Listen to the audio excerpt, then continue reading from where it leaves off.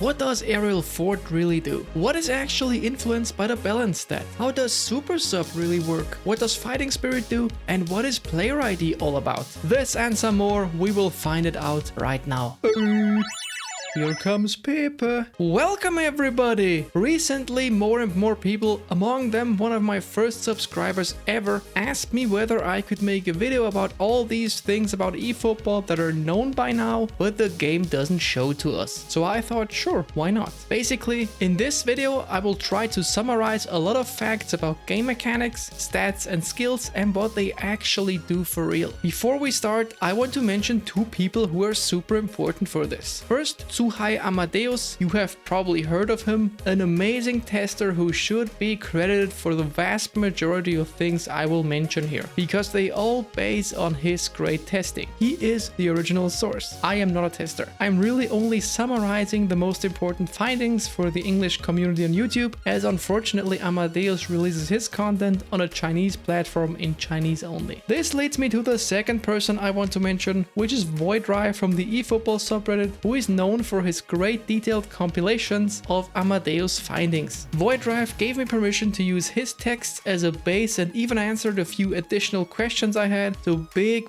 thanks, I really appreciate it. Now let's begin with something recent. What does aerial fort actually do? One would assume that it would just make your player better in aerial duels, but it's a bit more complex than this. Every player has a maximum jump height. You can see this at EFOOTBALLHUB if you want to know more about it. Aerial fort essentially makes sure you reach your maximum jump height even in situations where, for example, your body stance is suboptimal. This means that aerial fort is useful for winning headers against players with similar jump height. However, when facing players with way higher jump height, aerial fort can't do much, because even if you reached your maximum jump height more reliably, the other player still has more of it, granting him the advantage. Let's move on to phenomenal finishing and phenomenal passing. If your player is in an unfavorable body posture in relation to the goal, like this for example, or this, the game will impose a penalty on your shot. Phenomenal finishing will reduce this penalty and therefore increase the rate of success from shooting like this. It's the same for phenomenal passing, except that obviously not the position of the goal, but the position of the player who is supposed to receive the ball matters. Now, speaking of penalties, in eFootball, if you shoot or pass with your first touch before controlling the ball, the success rate is lower than if you had already controlled the ball. To reduce these kind of penalties, you can give your players first time shot and one touch pass, because that is exactly what they do. The reason why I mention these is the next showtime ability, which is visionary pass. Visionary pass isn't about the player doing the pass, but about the one receiving it. So if a player gets the ball from somebody who has visionary pass, the recipient will not only have higher ball control for the first touch, but also whatever he does will have any penalty reduced, sort of like a temporary weaker additional first time shot or one touch pass. If the receiving player already has these skills, even better, because they're stackable. The last showtime passing skill, if we don't count crossing, is game-changing pass. This one's pretty simple. As long as your team is not ahead and the game's in the second half, both passing stats of your player are increased by 10%. It does not exceed the game's stat cap, which is at 99. Let's move to something else. What about stamina? How does it exactly work?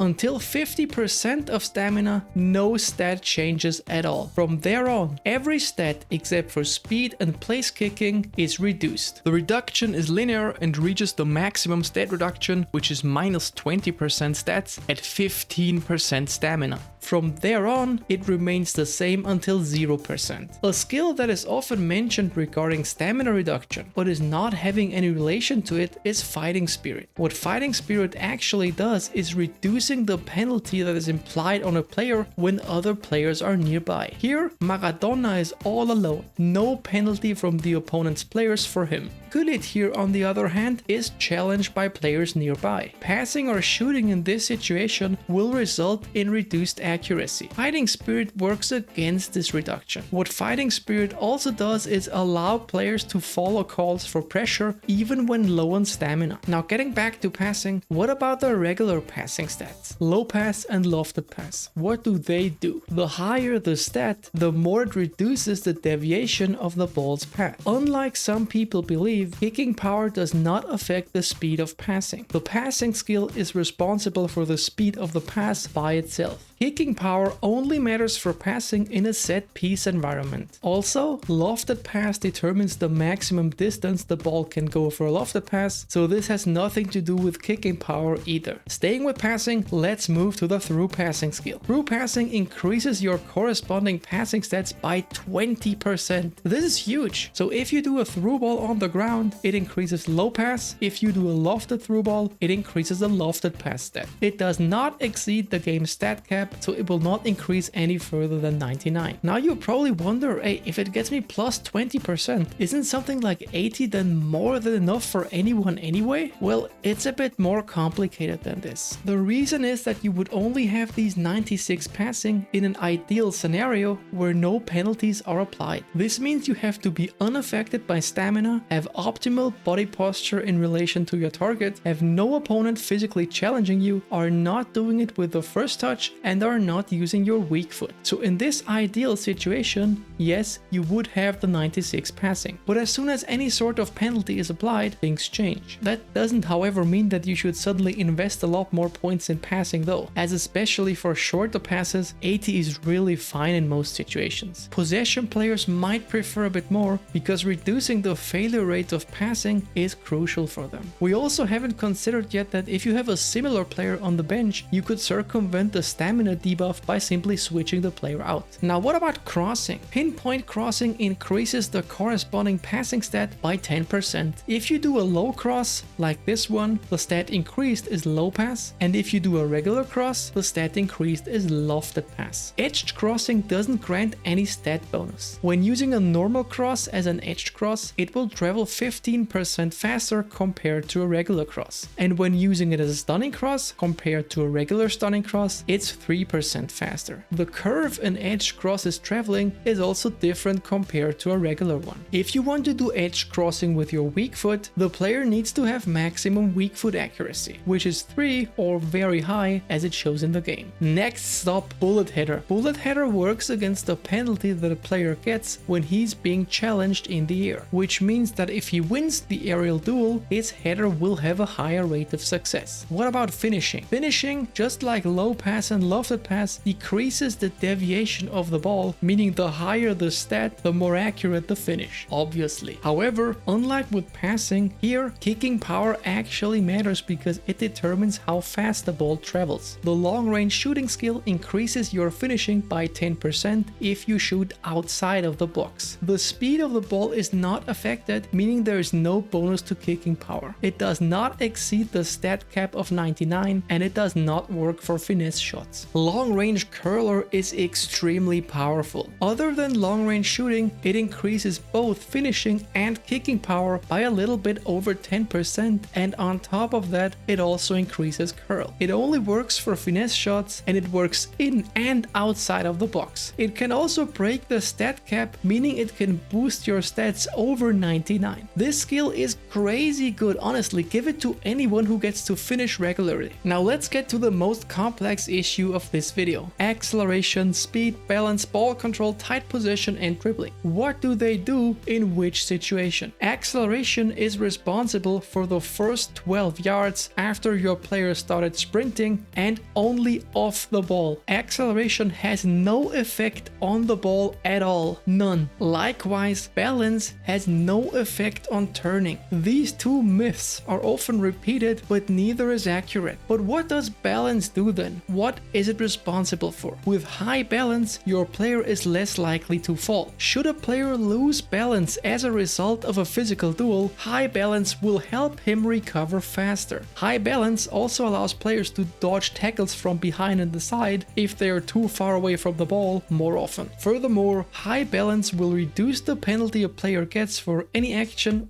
when being pressured by nearby opponents. Last but not least, but actually least, balance improves the speed of fake shot if you change direction. Just like acceleration has no function on the ball, balance has no function off the ball. Let's move to ball control. Ball control helps with trapping the ball, reducing the time it takes for your player to actually be able to do something with it. It also improves the speed of some skill moves as well as fake shot. Now to understand the other attributes, let me quickly explain ball touching frequency. The higher it is, the quicker your player can touch the ball again, meaning the quicker he can do any other action, like for example turn. When you start a sprint dribble with a player, for the first 12 yards, dribbling is the stat that determines how fast he is and how high his ball touching frequency is. What's also important to mention is that as of version 4.2.0, hate matters for ball touching frequency again. This was not the case since version 4. Earlier, it was believed that tight possession would also matter here, but Amadeusz later found out that this is only the case if tight possession was somewhere below 70, so in real world examples won't matter. After the first 12 yards, it is a ratio of 5 dribbling and 4 speed, which decides your speed on the ball. What's left is tight possession, which is responsible for how well your player can finesse dribble. But that's not all of it. It is also responsible for half speed dribbling and for turning at low speed alongside with hate. Speaking of hate, hate can change the range of a skill move. For example, a tall player will travel further to the side at a special double touch than a player who is not tall. For tight position, there are also important thresholds which change the way your player dribbles, which are lower than 70, greater than 82, greater than 85, and greater than 90. Momentum dribbling increases the ball touching frequency in the initial phase of dribbling, in the final third. Another skill that is often believed to do something else than it actually does is super sub. Many people think it raises the form arrow, but that is how it supposedly worked a long time ago. Nowadays, it increases finishing by 5%. There is a possibility that it also increases offensive awareness. It's hard to prove, but it's very likely. Another myth, this time revolving around the stats of goalkeepers, is that jump is important and helps keepers save shots. It might be a bit counterintuitive because it would make sense that the jump stat matters, because obviously a jump is a jump, but in the game, the jump stat only matters against chip shots and crosses. Since chip shots are pretty rare and the keeper is often too far away to challenge crosses, in my opinion, this is the least useful stats for keepers. Speaking of goalkeeper stats, awareness is sort of how quickly your keeper reacts to something. Think of it like sort of a refresh rate. Helps him to be in a better position. The other awareness stats do this as well. Catching is how difficult of a shot the keeper can still catch. Reach is pretty self-explanatory and determines how far your keeper can reach. So at how far away from him he can still save shots. Reflex is about saving shots from close range. Parrying is about safely parrying a ball so it doesn't just bounce to the striker waiting for it. One more thing that often gets confused are aerial duels. To win aerial duels, a player's jump height as well as his physical contact stat matter. Obviously positioning, direction and stuff matters as well, but we're talking about stats. Aerial superiority does not increase any of these stats, but simply increases the odds of your player winning the duel. Heading does not help to win the duel, but will improve the header in case you win the duel. Another myth that is widespread is that weighted pass activates at regular passes or through passes. This myth probably keeps spreading because of an ambiguous translation to English. The original version, however, clearly states that weighted pass only activates when doing a lofted pass or a lofted through pass. What about using a player out of his regular position? How much of a penalty will he get? If he has dark green familiarity, his stats are reduced by 10%. If he has no familiarity at all, his stats are reduced by 20%. Another thing I haven't covered yet that is a source for myths are physical duels. Contrary to what some people believe, balance does not help you sustain physical duels. It is all physical contact. One term that is used to explain different things is player ID. But what is it for real? Basically, it is what makes a player unique and pretty much refers to the model of a player and its attributes such as height, leg and arm length, width, and so on. These attributes can make a big difference. For example, a player with long legs has a bigger range in which he can act. A wider player model allows a player to be more efficient at blocking opponents. Long arms allow players to engage opponents earlier. Now, I just went over this really quickly because there's actually a really great video about this from EFOOTBALLHUB and their collaboration with Amadeusz, also including some other stuff I summarized. It is in English and here on YouTube. You can find it in the description. It's fantastic. That's it, folks. Let me know if you liked this video. I'd love if you subscribed, liked, or commented. Until then, guys, take it easy. Shaka!